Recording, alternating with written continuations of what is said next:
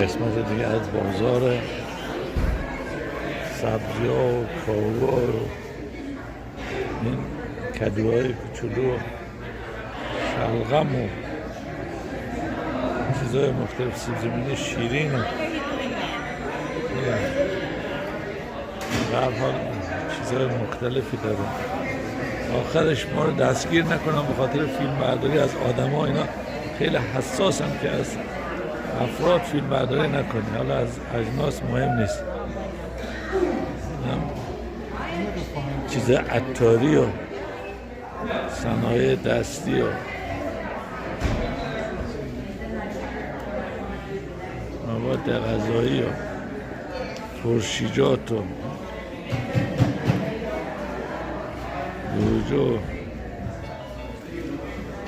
هویج و دسر و